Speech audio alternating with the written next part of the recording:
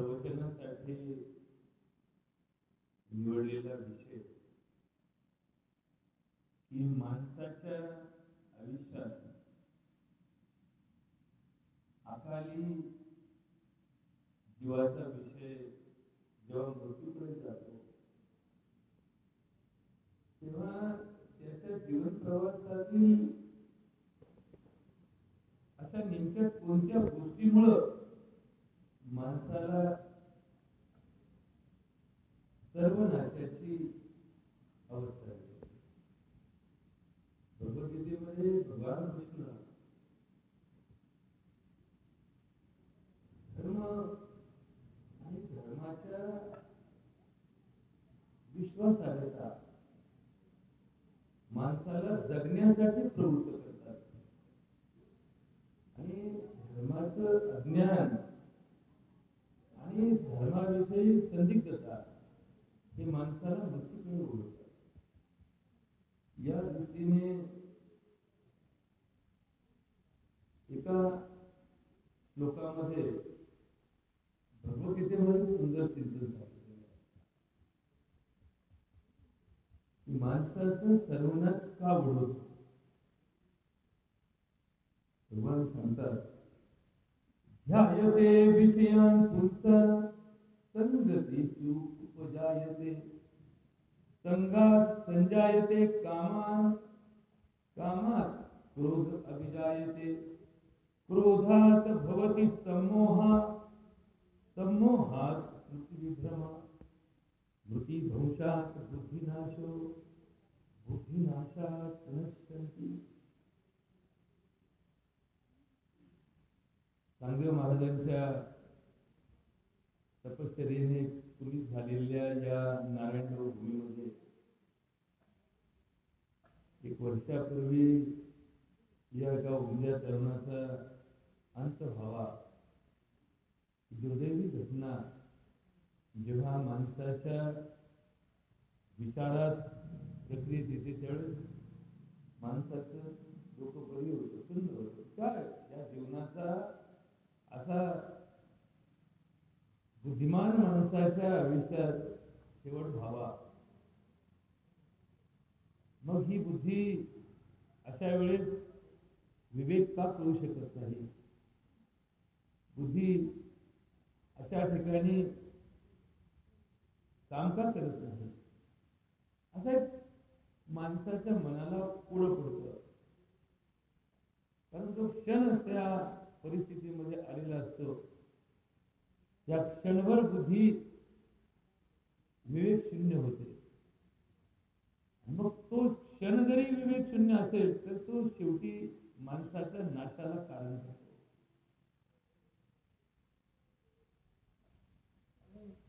आणि म्हणून हा जो आजचा प्रवचनाचा भाग आहे हा जी माणसं आज इथे उपस्थित आहे ज्यांचा बुद्धीला विवेक नावाचा दागिना आहे अशांसाठी हे प्रवचन जीवनात एक मार्गदर्शक असू शकेल. या श्लोकाचा सरळ अर्थ काय आहे की माणसाने जीवन जगताना कर्म करताना एक विषय धरून कर्म करण्याची सवय असते. विषय धरून विषय नाही असं कर्म नाही. काही ना काही उद्देश काही ना काही विषय असतो. मुलांना शिक्षण घ्यायचं असतं म्हणून ते शाळेत जातात. शिक्षकांना उदरनिर्वाह करायचा असतं म्हणून ते शिकवतात. डॉक्टरला 2 रुपयाची आशा असते म्हणून ते पेशंट तपासतात. ड्रायव्हरला उत्पन्नाचं साधन म्हणून गाडी चालवतात. अधिकारी आपल्या उपजीविकेचं साधन म्हणून त्या पदावर असतात. काहीतरी विषय आणि उद्देश असल्याशिवाय कर्म घडत नाही. आणि जे कर्म उद्देशा विना आणि काही प्राप्ती विना घडतं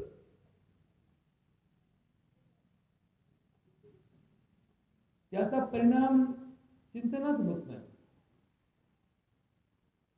हे बघा आपल्या खेड्यामध्ये उन्हाळ्याच्या दिवसात नांगरटी सकाळी सकाळी पहाटेपूर्वी करायचे लोक, आणि दुपारी आपलं काही काम नाही म्हणून टाइमपास म्हणून 12 पत्ते खेळत बसायचे. आता ते पत्ते खेळणारे डाव असतात, ते 10-5 लोक खेळत असतात. ते फुकट खेळू का एकच खेळू, पण त्यांचा उद्देश काय असतो? टाइमपास.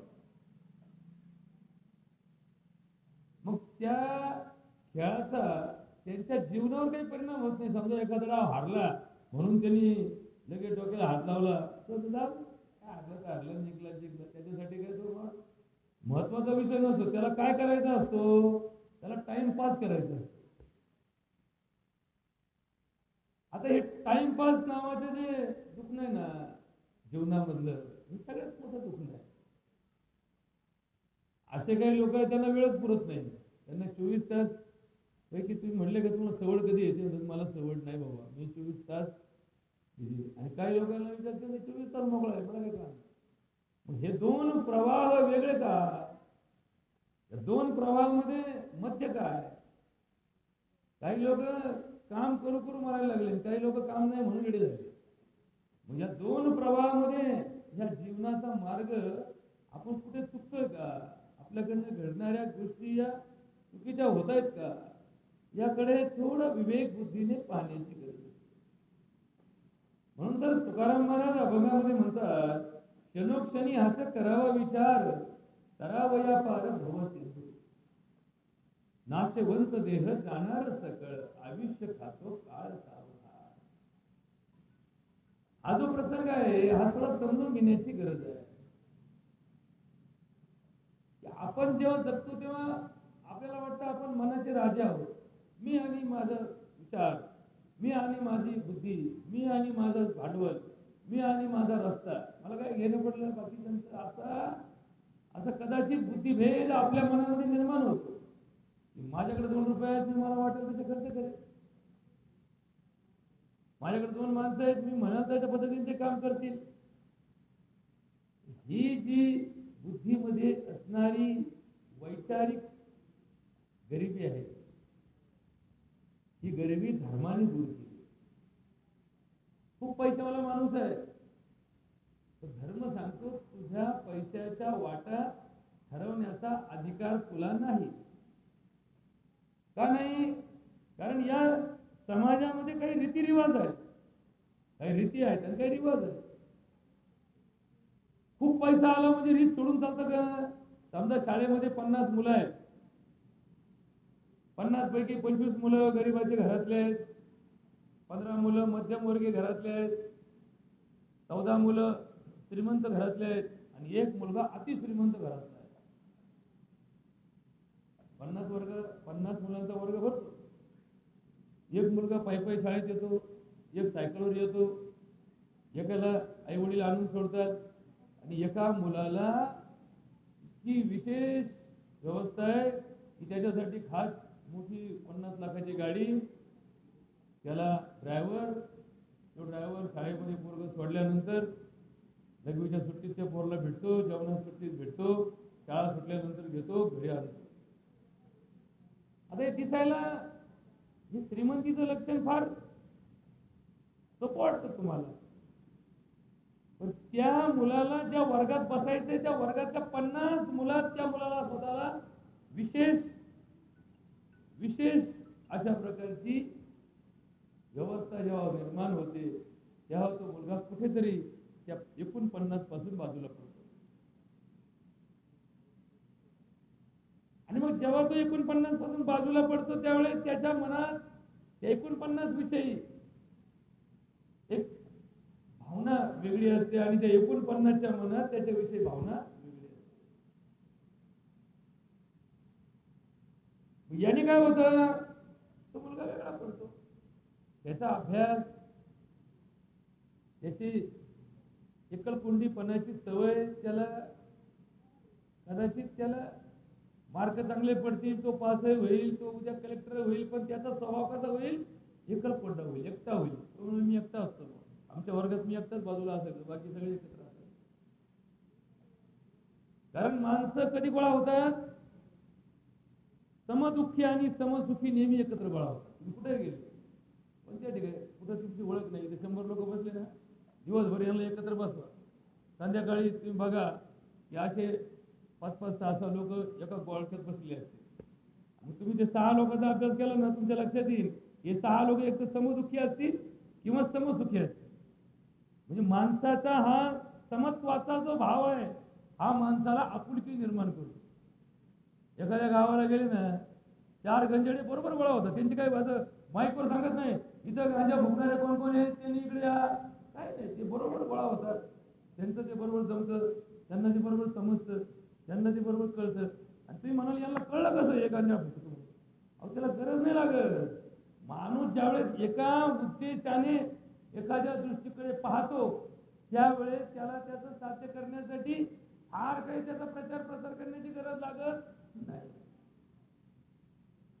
म्हणजे ही जी मानवी, त्याला आता कुणी मानसिकता म्हणल, कुणी सायकोलॉजी म्हणल, कुणी त्याला संघटना म्हणल, कुणी त्याला समाज आणि समाजाभिमुखता म्हणल, एक नाव काय ठेवायचं ठेवा, पण हा सगळा विषय कुठे आला? हा सगळा विषय शेवटी धर्मात आला. हा धर्माचा विषय. धर्म म्हणजे काय? धर्म म्हणजे समुदायाचं सामूहिक संगोपन, आजे तुझे भाव न करणे, ज्याच्या त्याच्या गुण तत्वाप्रमाणे ज्याला त्याला कर्तव्याची जाण करून देणे, हा धर्माचा विषय आहे. कुठे एका दगडाच्या पाया पडल्याने धर्मात उन्नती होते किंवा कुठल्या एका मूर्तीची स्थापना केल्याने मानवजातीचं कल्याण होतं, हे अशा प्रकारचा धर्म संत परंपरेमध्ये कोणाला वर्णन केलेला सापडला नाही. धर्मामध्ये एकूण 2 प्रवाह आहेत. एक आहे मूर्तीपूजा आणि एक आहे मानव सेवा. 2 साठी 2 व्यवस्था स्वतंत्र केलेली आहे. मूर्तीपूजेचं महत्व आणि मूर्तीपूजेसाठी प्रोत्साहन देणाऱ्या व्यवस्थेला पुजारी म्हणतात, पुरोहित म्हणतात, त्याला गुरु म्हणतात, त्याला भगत म्हणतात, की जो त्या देवाचं देवस्थानाची महती जगाला सांगून त्या देवस्थानामध्ये जास्तीत जास्त भक्त कसे गोळा होतील आणि त्या भक्तांना त्या देवाच्या सानिध्यात किंवा त्या देवाच्या असणाऱ्या संकल्पनेतून त्यांचं समाधान करण्याची जबाबदारी ही त्या भक्ताकडे दिलेली असते, की जो भगत त्या भक्तांना त्या देवाची प्रचिती घडवतो. आणि दुसरी व्यवस्था आहे की माणसाचाच देव आहे, या मुक्या प्राण्यांमध्ये देव आहे, या सजीव सृष्टीमध्ये देव आहे, या निसर्गात देव आहे आणि तो देव त्याच्या सेवेने पावतो. मानव सेवा हीच माधव सेवा आहे असे सांगणारे कोण? ही संत परंपरा आहे. बघा बघा, 2 परंपरा आहेत. संत परंपरा, साधू परंपरा, साधना मार्ग हा वेगळा रस्ता. भक्त परंपरा, भक्ती परंपरा आणि भक्ती मार्ग हा वेगळा आहे. आता घोटाळा काय झालाय आज भक्त आणि साधक एकाच माणसाला म्हटलं जातं. तुम्ही साधक आहात का भक्त आहात? तुम्ही साधक, हा साधक, भक्त, बरं भक्त. आता ह्या 2 गोष्टी किती वेगळ्या असतील याच्यावर थोडा अभ्यास करण्याची गरज आहे. संत परंपरेमध्ये सेवेतून समाजाची निर्मिती ही देवगुणी सांगितलेली आहे. तुकाराम महाराज म्हणतात, जे का रंजिले गांजिले त्याची म्हणे जो आपुले, तोची साधू ओळखावा, देव तेथेची जाणावा. मृदू सबाह्य नवनीत तैसे सज्जनाचे चित्त, ज्याची अपंगिता नाही त्याची धरिजो हृदयी. जे करणे पुत्राची तेची दासा आणि दासी, तुका म्हणे सांगू किती, तोची भगवंताची मूर्ती. आता बघा या चिंतनाचा अर्थ काय. ज्याच्याजवळ आजे तुझे भाव नाहीये की माझा मुलगा आहे म्हणून याला गावरान तूप वाढा, यांची आपली ओळख नाही याला डालडा वाढा, यांचा संबंध नाही याला कालची शिळी भाकरी द्या. हा विचार कसा असू शकतो? हा विचार स्वार्थ आणि दुष्ट भावनेचा असू शकतो, हेतू ठेवून असू शकतो. अरे जर माझ्याकडे चमचा भरगावरून तूप आहे ना, तर थेंब सगळ्यांच्या चपाती वाढा ना. का बरं? हे जन्माला आले आणि हे नाही जन्माला आले का? हे तुझ्या घरात आले म्हणून तुझ्यापाशी जवळ आले का? आणि हे तुझ्यापासून लांब गेले का? जात, धर्म, पंथ, पक्ष, कुळ, गाव हे सगळं माणसाने कल्पना करून तयार केलेला विषय आहे. खरं तर माऊली हरिपाठाच्या आधी ज्ञानेश्वरीमध्ये सांगतात, हे विश्वची माझे घर ऐसी मती जयाची स्थिर. म्हणजे जर तुम्हाला इथं माणूस म्हणून जगायचं असेल तर इथं भेदाभेद टाळता आले, भेद टाळता आले. हे नारायण डोचे आणि हे दरेवाडीचे यांच्यात का वाद आहेत? हे दोन गावाचं पटत नाही, दोन गावाचे एकमेकाशी वाद आहेत, गावातल्या दोन पार्ट्यांचे वाद आहेत, घरातल्या दोन भावांचे वाद आहेत, नवरा बायकोचे वाद आहेत. का बरं वाद झाले? विषय धरून वाद झाले. विषय धरून काय विषय? दोन भावाचे वाद प्रॉपर्टीवरून झाले, नवरा बायकोचे वाद वागण्यावरून झाले. नवऱ्याला वाटतं बायको माझं ऐकत नाही, बायकोला वाटतं नवरा माझं ऐकत नाही. आता दोघांचा विचार केला, दोघांनी काय ऐकावं? तिचं मन स्वतंत्र आहे, त्याचं मन स्वतंत्र आहे, त्यालाही मर्यादा कळल्या पाहिजे, तिलाही मर्यादा कळल्या पाहिजे. दोघांचा विषय काय? नवरा माझं ऐकत नाही असं बायकोचं गाणं आणि बायको माझं ऐकत नाही नवऱ्याचं गाणं. हे गाऱ्हाणे करण्यासाठी या प्रपंचात आहे काय संधी? तर ज्याने आपले लग्न धर्म पद्धतीने लावले. बघा, थोडा विषय समजून घ्या बरं का. या विषयाचा या प्रकरणाशी थोडा संबंध आहे म्हणून जरा बोलण्याचा धाडस करतो. ज्यांनी आपले लग्न धर्मविधी पद्धतीने लावले, म्हणजे बामण बोलावला, नवरदेवाच्या परण्या काढल्या, नवरीला मामाने आणलं, नवरदेवाचा मामा नवराच्या पाठीमागे उभा राहिला, नवरीचा मामा नवरीच्या मागे उभा राहिला, मध्ये बामणाने अंतरपाठ धरला, मंगलाष्टक झाले, मंगलाष्टकानंतर टाळी वाजली, टाळी वाजल्यावर अंतरपाठ काढला आणि मग त्या नवरीने त्या नवऱ्याला वरलं आणि त्या नवऱ्याने त्या नवरीला वार घातला.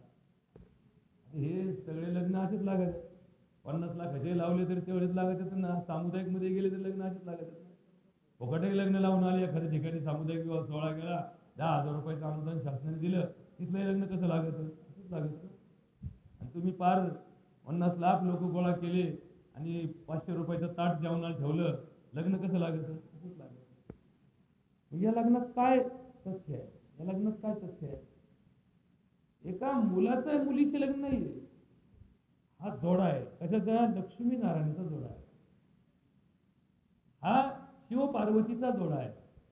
बघा, तुम्ही नीट अभ्यास करा, हे बारीक विचार करा, तर हे लग्न संस्था टिकेल, तर हे घटस्फोट थांबतील, तर हे विवाह शेवटपर्यंत मरेपर्यंत नवरा बायको तसंच राहतील. कधी याचा विचार जोपर्यंत डोक्यात येत नाही तोपर्यंत तुम्हाला हे समजणारच नाही लग्न का लावायचं. आता ब्राह्मण, त्याचा काय संबंध आहे? त्याला फक्त पाठांतर असतं, 2 मंत्र, 2 श्लोक, 2 मंगलाष्टक आणि 2 विधी त्याचे माहिती असतात, पाठ असतात, ते त्या पद्धतीने लग्न लावतात. हे सगळं गणगोत कशाला येतं? लग्न तर नवरा बायकोच आहे, दोघात लावता आलं असतं, पण गणगोत का गोळा करायचं? या गणगोताला बोलून फायदा काय? नवरीच्या पाठीमागं नवऱ्याच्या मागं चुलता उभा राहिला असता, भाऊ उभा राहिला असता, बाप उभा राहिला असता, पण नाही, त्याच्या मागे उभा कोणाला करायचा? मामालाच उभा करायचा. का बरं मामाला उभा करायचा? कारण मामाचं नवऱ्याचं आडनाव एक नसतं, मामाचा नवऱ्याचं देवत एक नसतं, मामाचं आणि त्या नवऱ्याचं कुळ एक नसतं, त्यांचं गोत्र सुद्धा एक नसतं. याचा अर्थ काय होतो? याचा अर्थ हा गोतावळा जो आहे ना, गोतावळा, हा गोतावळा जोपर्यंत तुम्ही इथं गुंतवून ठेवीत नाहीत तोपर्यंत ही विवाह संस्था टिकत नाही. नवऱ्याला वाटलं मी लग्न केलंय, मी बायको सोडून माझ्या डोक्यात काहीच नाही, बायकोला वाटतं नवरा सोडून मला काय घेणं पडलं, ती सासू उपाशी का मारा ना, काय करायचं मला तिथं? मग दीर तिकडे गेला, मला काय करायचं? मी नवऱ्याचं लग्न केलं ना, मी माझा नवरा बघून घेऊ, आम्ही दोघं जण काय करायचे. असा सुट्टा खेळ जो चालू झाला ना, सुट्टा, हा सुट्टा खेळ विवाह संस्थेमध्ये नव्हता. जसं एखाद्या संसदेमध्ये भविष्य काळात जर असं घडलं की सगळे खासदार एकाच पक्षाचे निवडून आले तर ती संसद चालणार नाही. मग ती संसद चालवायची असेल तर काय करावं लागेल, त्यातल्याच एकाला विरोधी पक्ष नेतेपदी बसवावं लागेल. बघा बरं, नीट ऐकून घ्या. माझं म्हणण्याचा अर्थ व्यवहारात कुठे समजला तर कळेल तुम्हाला. आणि मग त्या विरोधी पक्ष नेत्याच्या जागेवर त्याची नेमणूक करावी लागेल आणि त्याचा एक गट स्थापन करावा लागेल, त्याची संख्या ठेवावी लागेल आणि त्यांनी त्या ठिकाणी जरी अंतःकरणातून या गटात निवडून आले असले तरी विरोधी पक्षाच्या भूमिकेतून त्यांना त्या संसदेत काम करावं लागणार. तसा संसार जरी नवरा बायकोचा असेल तरी याला हे सगळं गणगोत सांभाळूनच संसार करावा लागेल. याच्यापेक्षा संसारात वेगळा संसार करण्याची पद्धत नाही. हे सगळी नाती त्याला जपावी लागतील. एका नवऱ्याने जर एक बायको करून आणली असेल तर त्या नवऱ्याने 1000 वेळा विचार करावा लागेल की माझ्या आईची ही कशी वागते, तिला समजून सांगावं लागेल माझ्या आईची चांगली वागली तरच तुझं माझ्या बरोबर जगणं राहील. जर तू माझ्या आईची वाईट वागत असेल, माझ्याशी चांगलं वागत असेल तर मला ते पटणार नाही. अजून एक विवाह संस्थेमधली महत्वाची गोष्ट आहे, पुरुष प्रधान संस्कृतीमध्ये प्रत्येक लग्न झाल्यानंतर नवरी नवऱ्याच्या घरी जाते. जगामध्ये फार थोडी संस्कृती अशा आहेत, दोनच संस्कृती आहेत. या आफ्रिका खंडामध्ये एक आहे आणि युरोप खंडामध्ये एक आहे. एकूण जगामध्ये 48 संस्कृतीचं हे जग आहे. जशी रोमन संस्कृती आहे, द्रविड संस्कृती आहे, आपली आर्य संस्कृती आहे, एकता कुठे अरब संस्कृती आहे, कुठे आपली रोमन संस्कृती आहे, कुठे अजून अशा ज्या संस्कृती जगामध्ये आहेत ना, या एकूण 48 संस्कृती आहेत. त्या 48 संस्कृतीपैकी फक्त 2 संस्कृतीमध्ये लग्न झाल्यानंतर नवरा नवरीच्या घरी जातो. बाकी हिंदू, मुस्लिम, ख्रिश्चन, बुद्ध, जैन, पारसी, यहुदी या सगळ्या संस्कृतीमध्ये विवाह संस्थेमध्ये लग्न झाल्यानंतर नवरी नवऱ्याच्या घरी जाते. आणि म्हणून स्त्रीला नेहमी अर्धांगिनी म्हटलं जातं. अर्धांगिनी म्हटलं जातं. अर्धांगिनी का म्हटलं जातं? कारण तिचं नामकरण, तिचं आडनाव हे पतीशी जोडलं जातं आणि पतीच्या संस्कृतीला समरस होणं याच्याशिवाय तिला पर्याय नाही. ही खरी धर्मसंस्कृती आहे. मग आता तुम्हाला 2 गोष्टी सांगतो, तेवढ्या थोडा चिंतनामध्ये घ्या की हा विवाह एवढे लोक बोलून का करायचा? हे वर्ष श्राद्ध फक्त तिच्या घरातल्या 2 माणसांनी करता आलं असतं ना.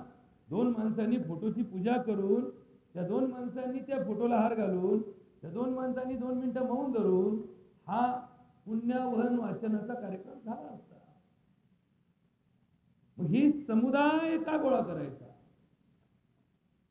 अंत्यविधीला समुदाय का गोळा होतो? त्याला काय एक भौतिक प्रक्रिया जर म्हटलं तर काय पेटवायचं आणि जाळायचं, त्याची राख करायची. आता राख करायला काय एवढे 1000 माणसं लागतील का? तो विधी 2 माणसाने सुद्धा करता येतो अंत्यविधी. पण 1000 लोक काय जमतात? दशक्रिया विधीला तर कुठलाच प्रसंग नसतो. माणूस गेलेला असतो, जाळलेला असतो, त्याची राख उचललेली असते, राखे टाकून दिलेली असते, आता काही झालेलं नसतं, तरी दशक्रिया विधीला 1000 लोक जमतात. हे जे माणसाच्या जीवनामधले प्रसंग आहे, हे प्रसंग अति दुःखदायक किंवा अति आनंददायी असतात. लक्षात घ्या. आणि माणूस हा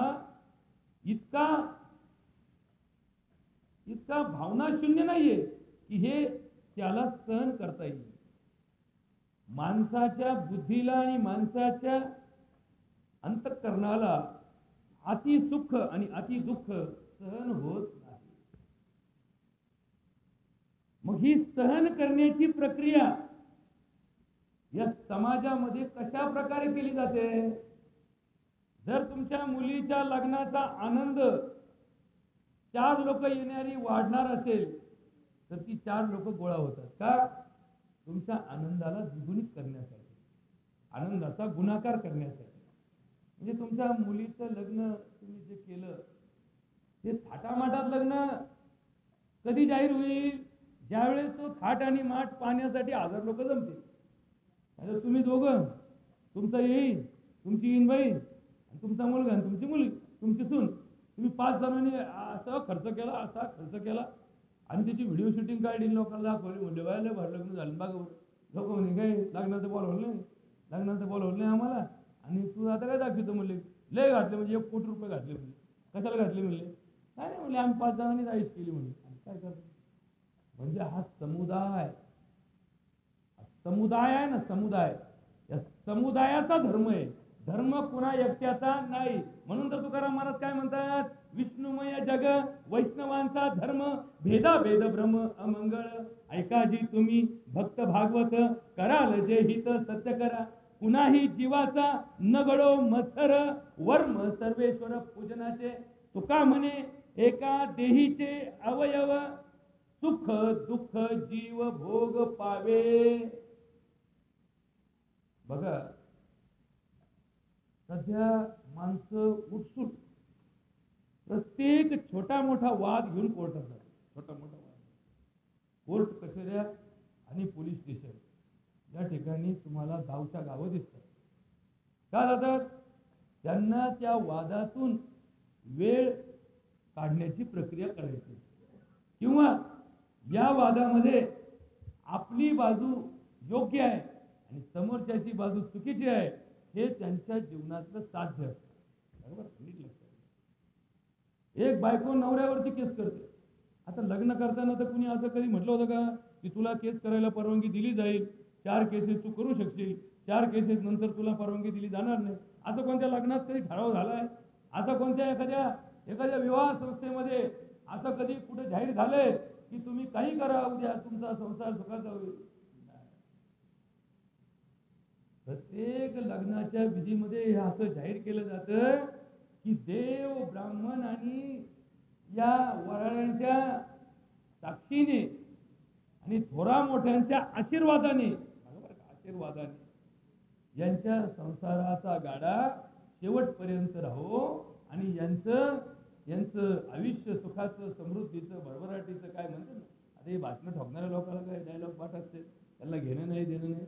इथं आल्या पत्रिका काढी देत, त्या पत्रिकेत नाव वाची देत, नाही तर म्हणते आज इथं लग्न आहे, आता लग्न आहे सगळ्याला माहिती. पण मोबाईल काहीतरी 2 शब्द बोलायचे, यांचा संसार सुखाचा हो. आता या आशीर्वाद देणाऱ्याचे संसार कसे चालले याचं जर टाइम टेबल पाहिलं तुम्ही, यांना लायकी घ्यायची उभा राहून आशीर्वाद देण्याची, पण त्याला 4 लोकांनी मान दिला म्हणून उभा राहतात, देतात, करतात, जातात. हे सोपंच काढणार. व्यवहार काय सांगतो? या नवरा बायकोच्या संसारात उद्याचा दिवस वादात परिवर्तित होण्याची शक्यता वाढली तर जे समाजाचे घटक त्या विवाह संस्थेमध्ये उपस्थित असतात त्यांनी ही जबाबदारी स्वीकारायची असते की 2 शब्द नवऱ्याला आणि 2 शब्द बायकोला समजून सांगायचे असते. आणि त्या दोघांची जबाबदारी असते की यांच्या आशीर्वादाने माझं लग्न झालंय ना, हे लग्नाचे मध्यस्थी होते ना, मग आता हे सांगतील ते मला ऐकणं भाग आहे.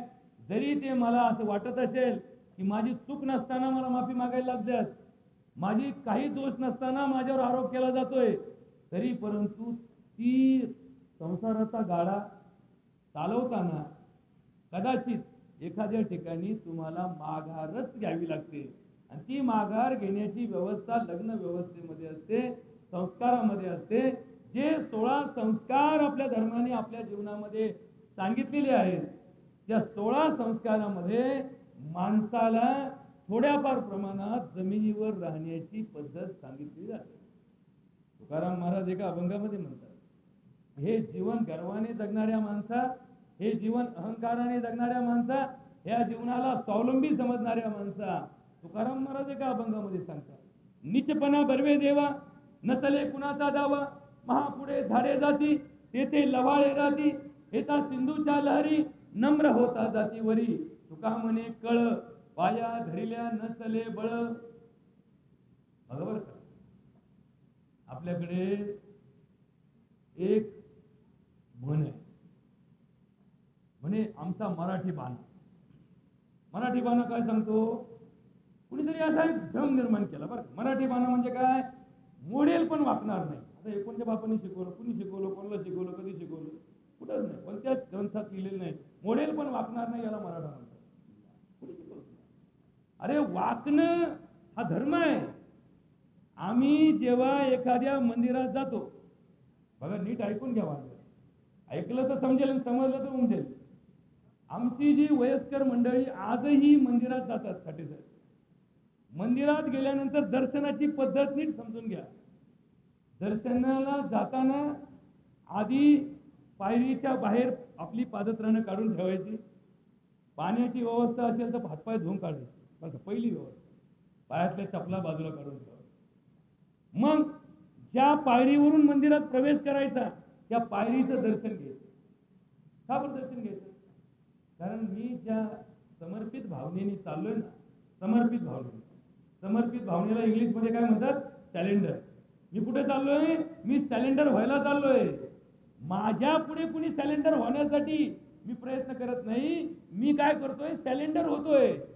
मग त्या पायरीचं दर्शन घ्यायचं. पायरीचं दर्शन घेतल्यानंतर मंदिरामध्ये जायचं. गेल्या गेल्या घंटा असते मंदिरामध्ये. ती घंटा का असते बरं? घंटा का असते? त्या घंटेचा नाद करायचा. डोळे बंद करायचे, घंटा वाजवायची, एकदाच वाजवायची. आणि तिचा जो नाद आहे ना, त्या नादात तल्लीन व्हायचं. तल्लीन झालं की तुमच्या डोक्यात चालू असलेले तुमचे जे कौटुंबिक, सामाजिक, राजकीय किंवा व्यावहारिक जे विषय आहेत त्या विषयाला तात्पुरत्या स्वरूपात बंद केलं जातं. का? कारण तो घंटेचा काय होतो? नाद होतो. नाद. तो घंटा नाद. आणि त्या नादात तुम्ही काय व्हायचं? तल्लीन व्हायचं. तो नाद डोक्यात घेऊन थोडं थोडं पुढे जायचं. मग जेव्हा तुम्ही मंदिराच्या मूर्ती समोर उभे असता, ही वयस्कर मंडळी सरपंच साहेब दर्शन कशी घेतात? या हाताने इकडे तोंडात मारायचं, या हाताने इकडे तोंडात मारायचं. आता तोंडात कोणाच्या मारतं? ज्याचं चुकलं त्याच्या तोंडात मारतं. पण या दर्शनामध्ये काय असतं की आपलं चुकलं हे आपण मान्यच करायचं. हे अवधानाने चुकू किंवा अनवधानाने चुकू, तुम्हाला तुमच्या चुकीसाठी या ठिकाणी यायचंय. मी चुकलोच नाही त्या माणसाने मंदिरात जाऊच नाही. काय जायचं का? आता कुठला जी आहे का? मंदिरात गेलं तरच तुमच्या जगामध्ये तुम्हाला सगळ्या सुख समृद्धी उपलब्ध होतात. याची नको करणे काही, त्याने द्यावी देवाची ग्वाही. आपली पापे लपवावी सर्वही पाठीमागे, लोकात वाढवावा भ्रम, आपले चुकवावे श्रम, देवाची नावे चालवावे कुकर्म, त्याने समाज बिघडला. कोण म्हणतं? तुकडोजी महाराज रामगीतेमध्ये म्हणतात की हे सगळं वाटोळं का झालं? या भामट्यांनी धर्म ताब्यात घेतला, यांनी धर्माचा धंदा खोलला आणि लोकांना भक्त केलं आणि हे भगत होऊन बसले. यांनी तुमचे घर भरले. लोकांच्या कधी काहीच परिणाम व्हायला तयार नाही. एवढंच कशाला? आमचे तुकाराम महाराज की ज्यांनी आयुष्यभर कीर्तन केली, ज्यांनी आयुष्यभर प्रवचन केली, ज्यांनी समाजाचं प्रबोधन केलं, ते आमच्या महाराज लोकांना काय सांगतात? ही महाराज मंडळी इथं बसतात, फेटा घालून कीर्तनात नाचतात, लोकांमध्ये कीर्तनाचा प्रभाव करतात, लोकांना दोन शब्द उपदेशाचे पाजतात. अशा आमच्या सगळ्या कीर्तनकारांना तुकाराम महाराज काय सांगतात? कथा करून या दावी प्रेम कळा. नीट बारीक आहे का बरं का? माझं नाही, नाही तर माझ्या मागं लागतात. तुकाराम महाराजचं वाक्य. कथा करून या दावी प्रेम कळा, अंतरी जिव्हाळा कुकर्माचा, तुळशी खोवी कानी दर्भ खोवी शेंडी, लटकी घरी गुंडी नाशिकाची, तिळे टोपी माळा देवाचे गवाळे. देवाचं गवाळे ना. तिळे टोपी माळा देवाचे गवाळे, वागवी आगळे पोटासाठी. हे कशासाठी गोळा करायचं? पोटासाठी. वागवी आगळे पोटासाठी, कीर्तनाचे वेळी. बरोबर. तुकाराम महाराज काय म्हणतात? तुळशी खोवी कानी दर्भ खोवी शेंडी, लटकी धरी बोंडी नाशिकाची, तिळे टोपी माळा देवाचे गवाळे, वागवी आगळे पोटासाठी, गोसाव्याच्या रूपे हेरी परणारी. बरोबर. रूप गोसाव्याचं. गोसाव्याच्या रूपे हेरी परणारी, त्याचे अंतरी कामलोभ. वरून जरी सात्विकता दिसली, कपडे जरी पांढरे असले, फेटा जरी भगवा असला, वैराग्याचा झेंडा असला, तर अंतरंग कशाने भरलाय? काम लोभाने भरलाय. गोसाव्याच्या रूपे फेरी परणारी, त्याचे अंतरी कामलोभ. कीर्तनाचे वेळी रडे पडे लोळे. बघा बरं का, नाटककार असतो नाही का, तसा कीर्तनकार काय करतो? नाट्यमय कीर्तन करतो. कीर्तनाचे वेळी रडे पडे लोळे, प्रेमे विना डोळे गळताती. डोळ्यातून पाणी आणायचं. सीतामाई वनवासाला चालली, पाया चप्पल नाही, काठे मोठे आहेत, राजकन्या आहे, आया बाया रडत बसतात. आता हा रडत बसता, पण हे सांगण्यासाठी हा 1,00,000 रुपये घेतो. काय म्हणतो? 1,00,000 रुपये मला लागतील. कशासाठी? बाया रडल्या पाहिजेत, बाया हसल्या पाहिजेत. विनोद, काही लोक विनोदाचार्य. आता हे आचार्य कुणी आले अजून आम्हाला कळलं नाही. म्हणजे धर्माचा विनोद असू शकतो, धर्म हा विनोदासाठी वापरला जाऊ शकतो, हे आम्हाला आज कळलं की विनोदाचार्य. अरे हसू पोट दुखायला लागलं. पण शेवटी घरी जाताना काय बोध घेतला? काहीच नाही, म्हणजे काय कळलं नाही. ते सांगत होतं हसला हसू, हा टाइमपास झाला मस्तपैकी 2 तास विरंगुळा. विरंगुळा म्हणून कीर्तन आहे का? नाही. तुकाराम महाराज काय म्हणतात? धर्माचे पालन करणे पाखंड खंडन, हेच आम्हा करणे काम. बीजवाडा वया नाम, तीक्ष्ण उत्तरे हाती घेऊन बाण फिरे, नाही भिडभार. तुका म्हणे साना थोर. सगळं नाट्यमय. पुजारी नाटक करतो, पूजा केलं. भटजी नाटक करतो, लग्न लावल्याचं. पूर्वीच्या काळी 7 दिवस लग्न चालायचं. त्या 7 दिवसाची दक्षिणा 1 रुपये असते. 7 दिवसाची दक्षिणा. आता 7 मिनिटं लग्न झालं. ते म्हणतो, हे लग्नात आहे, तुम्ही असं करा, 2:15 लावा, तुम्ही 2:30 लावा. का? बामण 1 आणि नवरी लग्न 4. आता हे घोटाळा असं झालाय. मग ते म्हणतो, आता मला वेळ नाही भाऊ, मग काहीतरी तोडजोड करा. मग तुम्ही थोड्या परण्या लांबवा, तुम्ही थोड्या आखडत्या घ्या, तुम्ही लवकर आणा, तुम्ही उशिरा आणा. तुमचा मुहूर्त 2:30चा निघाला, तुमचा 1:30चा निघाला. का निघाला? याला सवड नाही म्हणून निघाला. बरोबर का? नीट बघा, डोक्याने नीट अभ्यास करा. जर जमलं तर ऐका, नाही जमलं तर मी तरी पण उक्त घेतलं तुमचं मी, आणि नीट मग चाललं. आणि मग तो म्हणतो 8 मंगलाष्टक होतील. एक जण म्हणतो उशीर झालाय, 5च घ्या, 5च घ्या. म्हणजे मंगलाष्टकाचे 8चे 5 आणले. आणि ज्या भामट्यांना आयुष्यात संसार जमला नाही, अशा 50 लोकांचे आशीर्वाद ठेवले. आता यांनाच आशीर्वादाची गरज आहे. खरं तर एक जण असाच आशीर्वादाला उभा राहिला एका ठिकाणी लग्न. आता अनोळखी ठिकाण होतं. मी म्हणलं कोण येतो? ते म्हणलं हे कारखानचे डायरेक्टर कोण. म्हणजे यांचा संसार कसा झाला?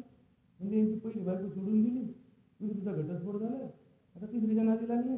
आई एककडे राहते, बाप एककडे राहतो, हे चाललंय डांबरून.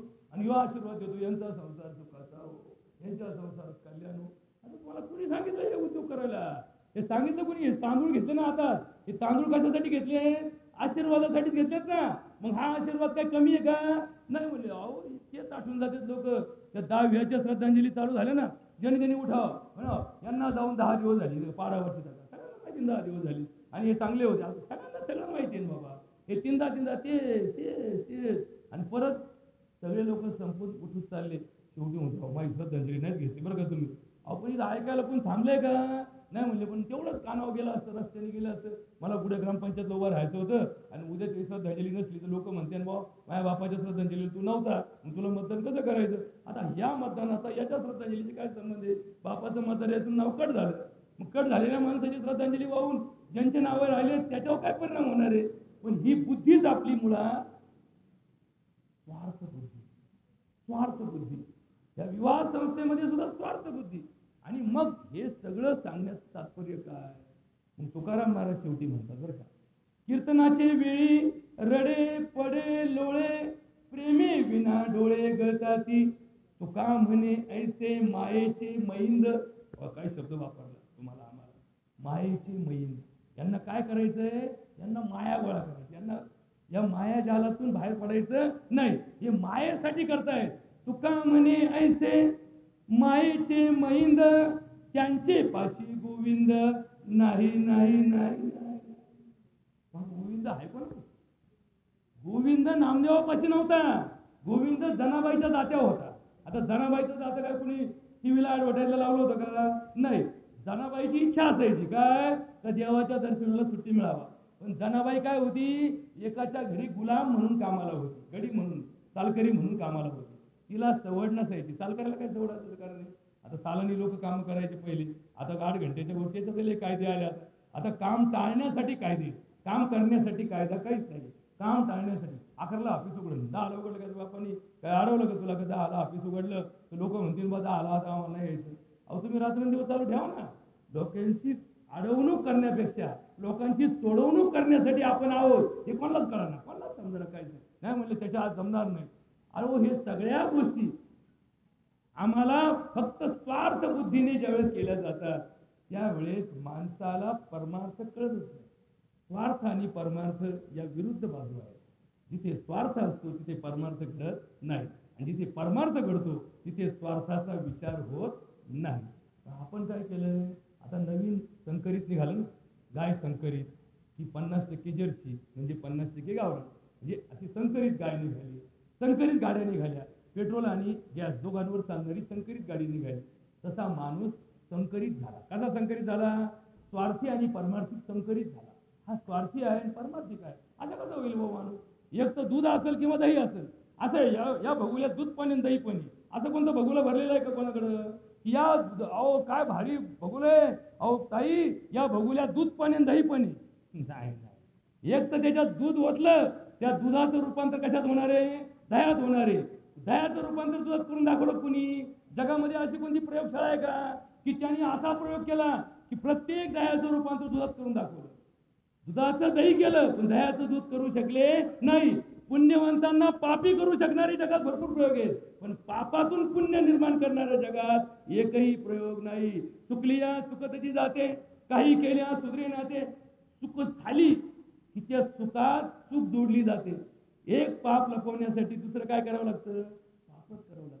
एक चूक दडवण्यासाठी काय करावं लागते? दुसरी काय करावं लागते? चूकच करावी लागते. आणि मग परमार्थ कुठं अडकला? परमार्थ म्हणतो चूक हो अगर न हो मी माझ्या बाजूने पाया पडायला तयार आहे. म्हणजे पूर्वीच्या काळी दिवाळीला वावाळीला जेव्हा बहिणी घरी यायच्या, आपल्या घराची परंपरा अशी असायची की जे जे आपल्यापेक्षा वडीलधारी मंडळी आहे आल्या सगळ्यांच्या पाया पडायचे. आता सोफ्यावर बसणारी हे सोफ्यावर ते सोफ्यावर याच्या मनक्यात घ्या त्याच्या मनक्यात घ्या, पाया पडायला कोणी तयार नाही. आता पाया पडल्याशिवाय या धर्माचा पुढे उद्धार होत नाही. पाया का पडायचं? माझ्यापेक्षा वयाने जास्त आहे. मग माझ्यापेक्षा वय जास्त म्हणजे काय जास्त? अनुभव जास्त. आता सून असती इंजिनियर आणि सासू असती आमटे बाज.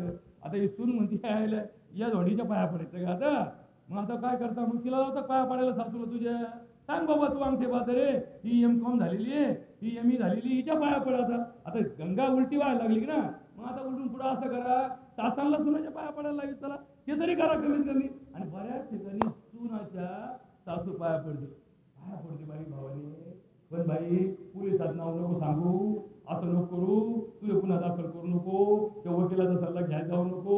आणि जसं तिला असं म्हणते ना तशी ती अजून अवसान धरते. बरं वकिलांना पोटं भरायचे असतात, डॉक्टरांना पोटच भरायचे असतात. आता कोरोना जगात 1 रुपयाचं औषध कामाला नाही आलं. किती रुपयाची उलाढाल झाली जगात? 27,000 अब्ज रुपयाची उलाढाल कोरोनात झाली. आणि शेवटी निर्णय झाला कोरोनात कोणतंच औषध काम करीत नाही.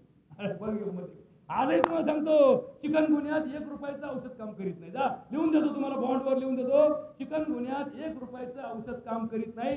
चिकनगुन्हा येतो आणि त्याचा दिवस जातो, डॉक्टर लोक फक्त हात धुवून घेतात. हे कधी कळतं? सर्व सुखाची या आशा जन्म गेला, क्षणिक मुक्ती यत्न नाही केला, हिंडता दिशा चिन पावला, माया वेशीला जीव माझा. चिकनगुन्ह्यात कसं? डेंगूला जगात एकही औषध नाही. लिहून देतो तुम्हाला, बॉन्ड पेपरवर लिहून देतो. आज सकाळी 12 वाजेपर्यंत जगात डेंगूला 1 रुपयाचं औषध मिळत नाही. एकही औषध डेंगूवर काम करत नाही. डेंगू विरोधी काम करणारं जगात औषध नाही. मग लोक म्हणले आमचं पोरा डेंगू झाला, 5 लाख रुपये खर्च आला, आमच्या पोराला डेंगू झाला, आमचं पोरगं डेंगूत मेलं. अहो आमच्या पोराला डेंगू झाला, डॉक्टरला समजलं नाही आणि मग डॉक्टरनी आमचं केलं तमकं केलं. मग हे झालं कसं? ही सगळी काय आहे? ही सगळी आंधळी कोशिंबीर आहे. काय आहे? आंधळी कोशिंबीर आहे. नकळे पुढील होणार भूत भविष्या विचार, कर्म धर्म तदनुसार भोगणे लागे सर्वता. ऐसा लिहून गेला विधाता, मग कासया करावी ते चिंता. आपुलिया संचिता कर्मरेचा प्रभाव, जैसे असेल आचरण घडले असेल पाप पुण्य तैसे सानुकूल होतील कर्म. मान अपमान जन करिता काळ अनुकूल अथवा प्रतिकूल परी सोडू नये आपले धैर्यबळ. अनाचारी मन केवळ नये बाटू सर्वता अखंडवाणी हरिस्मरणी सुख विश्रांती कीर्तनी संत म्हणती मनुष्य जन्म दुर्लभ. आता थोडस वेळेचं बंधन थोडस प्रवचन आखडतं घेतो, कारण त्या चांगदेव महाराजांनी आपल्या आयुष्यात हजारो वर्ष तपश्चर्या केली.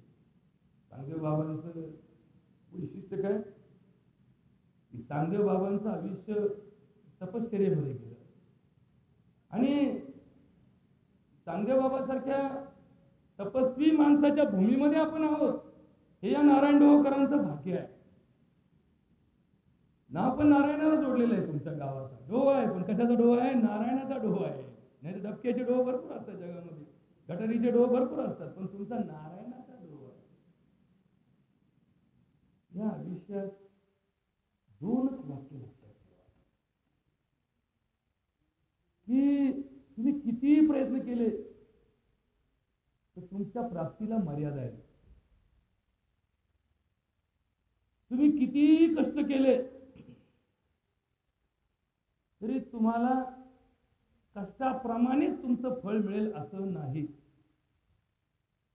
शाळेमध्ये एक मुलगा 12 महिने 24 तास अभ्यास करतो आणि काठावर पास होतो, आणि एक मुलगा शाळेमध्ये फक्त वर्गात शिकवलेलं लक्षात ठेवतो आणि वर्गात पहिला येतो. कष्टाचा वेळ वाढला म्हणजे कष्टाचा परिणाम वाढतो असं नाही. एक बाई ताई खुरपायला लावली, 2 बाया लावल्या खुरपायला काटेपाटी, रोजाने लावल्या, त्यांना 300 रुपये रोज दिला. 1 एकर खुरपायचं होतं, त्यांनी 5 दिवस लावले आणि त्याला खर्च आला 3000 रुपये. मग त्या बायांना मी म्हणलं, बायांनो अजून 1 एकर खुरपायचंय, फक्त घेऊन टाका 3000ला. ज्या बायांनी रोजाने 5 दिवसात ते खुरपलं 1 एकर, त्याच बायांनी उक्त घेतल्यावर 3 दिवसात खुरपून टाकलं. पहिलं म्हणलं कसं काय झालं बाजू बघा बरं का, परमार्थ कुठं असतो बघा. मग त्या बायांनी ते म्हणजे रोजाचं उक्त्यात फरक आहे, आम्ही काय उक्त घेतलं का? मग उक्त घेतल्या माणूस का बरं गती वाढवतो आणि रोजाने लावल्यावर का बरं गती कमी करतो? नीट बघा बरं का, नीट बघा. तुम्ही बारीक अभ्यास करा, जगाचा बारीक अभ्यास करा. म्हणजे डॉक्टरला जर एखादं ऑपरेशन उक्त दिलं ना तर 4 सालांना ऑपरेशन म्हणून घरी पेशंट देतो. आणि ते जर डॉक्टरला तुम्ही म्हणले ना, डॉक्टर साहेब काय लागत आम्ही औषध आणून देतो, घ्या चिठ्ठी, घ्या घ्या घ्या घ्या घ्या घ्या घ्या का चिठ्ठी कसं काय वाढली? मग तुम्ही तर म्हणले ना आम्ही आणून देतो. मग हे का बरं चाललं? ध्यायते विषयान तुमचा संगतीशी उपजायते. जो श्लोक घेतला ना आपण की तुमचा विषय चुकला की तुमचा परिणाम चुकतो. तुमच्या डोक्यात जर धंदा असेल तर तुम्ही किती भजन करा, तुम्हाला लोकांचे मुंडके मारायची सवय असते. समजा माझ्याकडे पोट दुखणारा एखादा पेशंट आला आणि त्याचं पोट नीट करण्याची विद्या माझ्याकडे आहे, पण मी काय सुई नीट करेन का? मी म्हणून जा तू शिकवणार का बरं? तुम्हाला कळतं ना उजव्या बाजूने दुखतंय माझं, मला अपेंडिक्स नाहीये. हा पण ते नको परत झंझट सोनोग्राफी करून. आता त्याचं एका इंजेक्शननी 10 रुपयाचे राहणार आहे, पण मी डोक्याने काय करणार? रक्त तपासलं. आता रक्त एकदा तपासलं व्हायला. सरपंच साहेबांचं रक्त आज सकाळी तपासलं का, सरपंच साहेबांना उद्या परत बोलवायचं. आणि सरपंच साहेब दुसरीकडे गेले का, हो यांच्या रक्तात तपास नाही, अहो कालच तपास नाही, त्यांच्यावर आमचा भरोसा नाही. मग तुमचा भरोसा आहे कोण? जर तुमच्याच लोकांवर भरोसा नाही तर आहे कोण? मग हे कशामुळे घडतं? 2 रुपयासाठी माणसं अशा बुद्धीचा भेद करतात. एक दुकानदार, लहानपणी आम्ही घासलेटच्या दुकानात जायचो आणायला, बरोबर.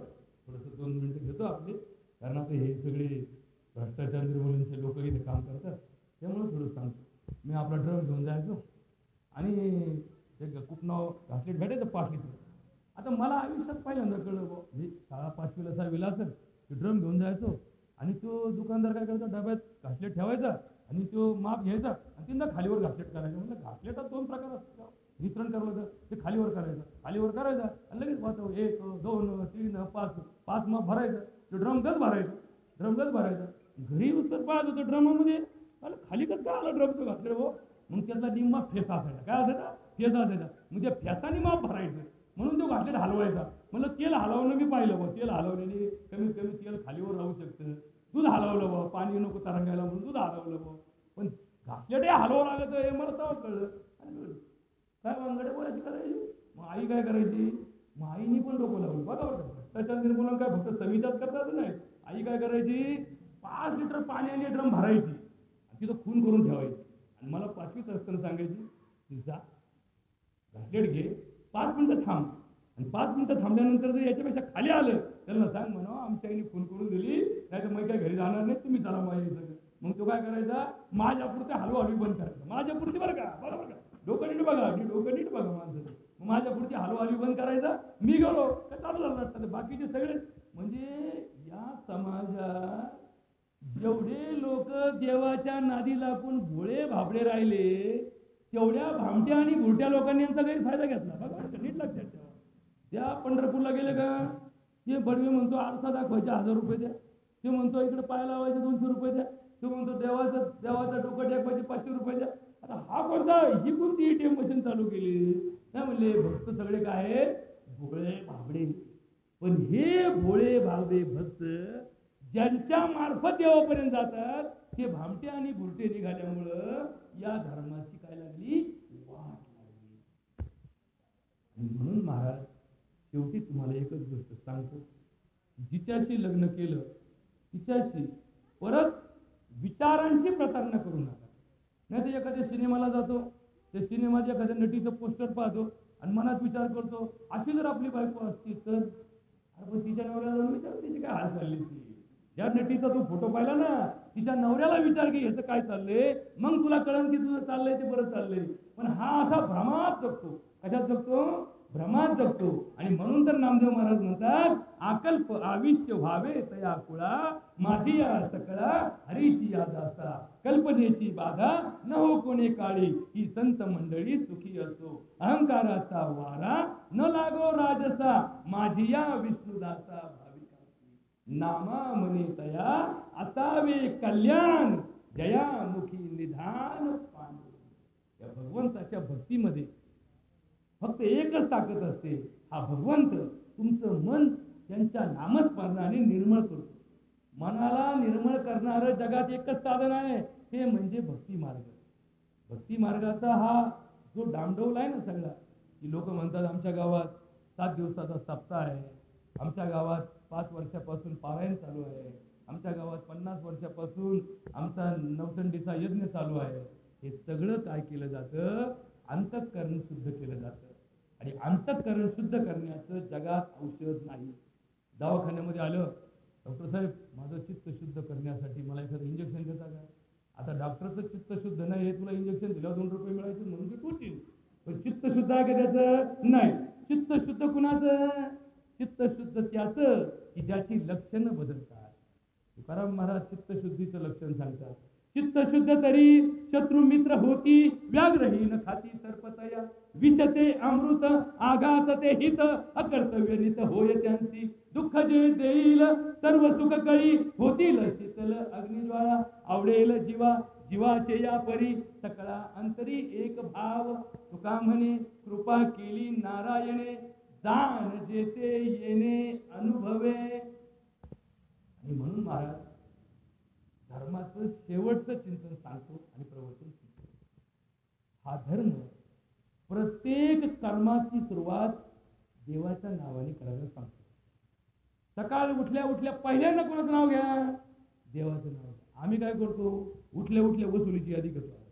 पुढे जायचं, एवढी वसुली घाल, वाटली आंघोळ उठल्या उठल्या पहिल्यांदा कोणाचं नाव, प्रातस्मरामि संस्फुरदात्मतत्वं सच्चित् सुखं परमहंस गतिं तुरीयं, यत् स्वप्न जागरं सुषुप्त वै इति नित्यं, तत् ब्रह्म निष्कलं अहं न च भूत संग. सकाळी सकाळी रामप्रहारामध्ये पहिल्यांदा देवाचं नाव घ्या. दिवसाची सुरुवात देवाच्या नावाने करा, दिवसाचा शेवटही देवाच्याच नावाने करा. जेवणाची सुरुवात देवाच्या नावाने करा, जेवणाचा शेवटही देवाच्याच नावाने करा. लग्नविधीची सुरुवात देवाच्याच नावाने करा, लग्नविधीची समाप्ती देवाच्याच नावाने करा. प्रवासाचा सुरुवात देवाच्याच नावाने करा, प्रवासाचा शेवट देवाच्याच नावाने करा. वर्गाची सुरुवात देवाच्या प्रार्थनेने करा. आता प्रार्थनेचा आणि परीक्षेचा काही संबंध आहे का? कोणत्या सिलेबस मध्ये प्रार्थना आहे? नाही. प्रत्येक वर्ग प्रार्थनेने भरतो. पण कोणत्या परीक्षेला प्रार्थना आली का 2 मार्काला, की तुमच्या शाळेत घेतलेली प्रार्थना लिहून काढा, 2 मार्क, एकही मार्क नाही. पण ते वर्गाची सुरुवात कशाने होते? प्रार्थनेचे होते. आणि वर्गाचा शेवट कशाने व्हावा? प्रार्थनेने व्हावा. का व्हावा? कारण सुरुवात आणि शेवट देवाच्या नावाने केले तर तिथं आमचा विषय काही राहत नाही. विषय तो त्यांचा झाला नारायण नावडे जन धन माता पिता. पण आम्हाला तर हेच आवडतं ना, जन धन माता पिता, याच्यात तर आमचं सगळं डोकं आहे. मग ज्याचा विषय नारायण झाला त्याला या जगात काहीच अडचण येत नाही. पण ज्यांच्या डोक्यात विषय बसला त्यांना आईबाप सुद्धा कमी नाही. अप्रूप झालं, अप्रूप. आई बापाला का जीव लावितो? आईला डोल चालू आहे म्हणून जीव लावितो. तो डोल कसा लावितो? 5 तारखेला तिचा डोल जमा होतो, हा 2 तारखेपासून जीव लावायला लागतो. 2 तारखे, आई चल ना आंघोळ कर ना, तुला चहा पाहिजे. आई चल तिला आपण कार्यक्रमात जाऊ, चल तिथं वचनात जाऊ. आई म्हणते महिनाभर बोंगळत हिंडला, मला कधी नेलं नाही. कारण 2 तारखेपासून याला काय लागते? आचारसंहिता लागू होते ना, आचारसंहिता. आणि मग 5 तारखेला एकदा का डोल झाला, मग त्या म्हातारीला नातू बँकेत घेऊन जातो बरं का, गाडीवर. नीट बस जाते, नीट बस आली. तिथं जातो, तिथून बँकेच्या कारकुनाकडून चिठ्ठी घेतो, त्या म्हातारीचा अंगठा टेकतो. शेजारी असणाऱ्या दस्तूर घेतो आणि म्हातारीला म्हणतो, तू तर जा पाय घरी, आता मी चाललो. आता का बरं? आता काम झालं ना, माल कोणाच्या ताब्यात आला? नातवाच्या. डोर कोणाला? आजीला. मग असा कार्यक्रम चालू झाला की त्याच्यातून कोणाचं कल्याण व्हायचं नाही. किती योजना करा, त्या योजना तोपर्यंत यशस्वी होणार नाही जोपर्यंत तुमच्या अंतःकरणातले विषय चुकीचे आहेत, तोपर्यंत कुठलीच योजना कामाला येणार नाही.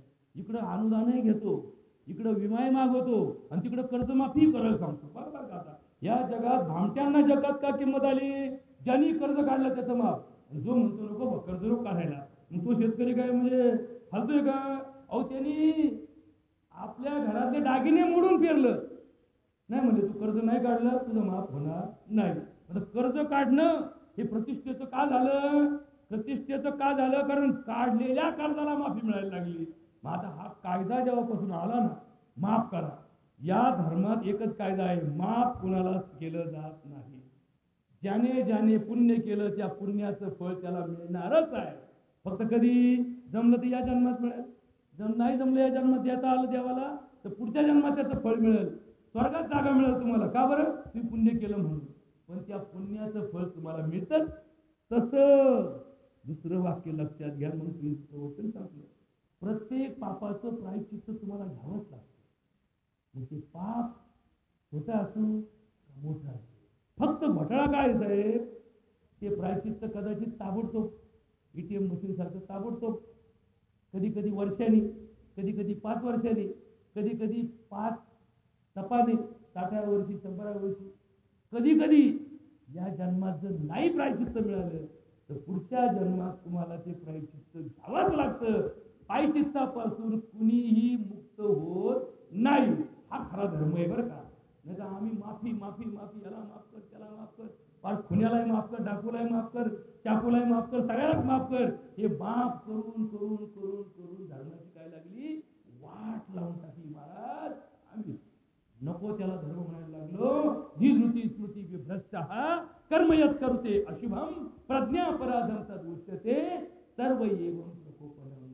आणि म्हणून 1,00,000 वर्षापूर्वी भृगु ऋषी नावाचे ऋषी या भूतलावर होऊन गेले आणि त्यांनी सांगितलं की अरे असा माणूस हळूहळू हळूहळू हळूहळू बदलत जाईल की सरडा सुद्धा त्याच्या रंग बदलण्यात चतुराई नसेल, इतकी चतुराई माणसात निर्माण होईल. आणि त्यांनी एक श्लोक लिहिला. तो श्लोक फक्त मराठी भाषांतर ऐका आणि प्रवचन समजा. पुण्यस्य फलम इच्छन्ति पुण्यम न इच्छन्ति मानवः पापस्य फलम न इच्छन्ति पापम कुर्वन्ति मानवः. याचा अर्थ असा आहे की पुण्य तुम्ही करा, फळ ज्या दिवशी वाटायचं असेल त्या दिवशी मला बोलवा. सप्त्याचा विना तुम्ही उभा करा. पहिल्या दिवशी सप्ताह उभा करायचा गावामध्ये 5,000 लोक संख्येचं गाव, 5 लोक सुद्धा बरंच धरणार लागते. हो तुम्ही विना पूजा, तुम्ही पक्वात पूजा, तुम्ही विना घ्या, तुम्ही डाळ घ्या, तुम्ही करा उभा. पहिल्या दिवशी सप्त्या उभा करायला 5 माणसं, पहिल्या दिवशीच्या कीर्तनाला 50 माणसं. मग तो कीर्तनकार काय कीर्तन करतो, तुम्हाला जर सप्त्यात पुण्य कमवायचं असेल तर उद्या 2-2 मुंडके धरून आणा. मग ते आया बाया जाते, अहो आत्या तुम्हाला उद्या यावं लागेल आणि काल जमलंच नाही, पहिला दिवस होता. आता पहिल्या दिवशी काही लोक येडे सांगितलं का पहिल्या दिवशी येडा मारा जाते का पहिल्या दिवशी थटलाच मार झाला जातो? नाही. आमच्या डोक्यात काय माहिती का, ही गोष्ट करायची ना, 10व्याला जायचं असं तर फार कावळाशिवाय कामाला यायची. कावळा कावळा पाच हाकत येणारी यायची, बरोबर. म्हणजे आम्हाला 10व्याला जायचं कशाला? टायमाला. लग्नाला जायचं, पूर्वी लोक लग्नाला 7-7 दिवस आधी यायचे. आता लग्न चालू पहिलं मंगल झालं का हा येतो, होतो ना तुमच्या लग्नाला. कशाला आला ते? टाइमपास करायला आला का? नाही. म्हणजे बघा, लक्षात घ्या, ही बुद्धी माणसाची भांडाळलेली बुद्धी आहे. आणि सांगितलं पुण्याचे फल मिच्छन्ति, पुण्याचं फळ मला द्या, पण पुण्य मी करणार नाही. तुम्ही पुण्य करा, आम्ही तुमचं दर्शन घेतो, तुमच्या दर्शनात आम्हाला पुण्याचा लाभ असेल. तर आमचे इतका भाग्यवान कुणी आहे का? एखादा साधू 15 वर्षी तपश्चर्या केली, आम्ही 15 सेकंद त्याच्या पायावर डोकं टेकवतो, जर काही चार्जिंग चालू आहे भाऊ, असं चार्जिंग झाल्यावर तुझं व्हावा आहे देव, गावे गावे गीत चित्त करोनी अशुद्ध, तुझं व्हावा आहे देव, तरी हा सुलभ उपाय. तुम्हाला धर्म कशासाठी सांगितलाय? देव होण्यासाठी सांगितलाय, देवाचं दर्शन घेण्यासाठी नाही. देव पहावयाशी गेलो, देवची होनी गेलो. आणि म्हणून या श्लोकात सांगितलं पुण्यम नेच्छन्ति पापः. आणि दुसरं वाक्य फार महत्वाचं सांगितलं, पापस्य फलं नैच्छन्ति पापं कुर्वन्ति नाम. मी पाप करीन पण पापी मला म्हणू नका. मी गावात गुंड्या करील पण मला समाजसेवक म्हणा. मी गावाची वाट लावील पण मला गावाचा उद्धारक म्हणा. अशी उरफाटी खेळी जेव्हापासून मानवी बुद्धी चालली तेव्हापासून रावणाला सुद्धा नावं ठेवायला जागा नाही. बोला कुंडली गवळी हरी विठ्ठल.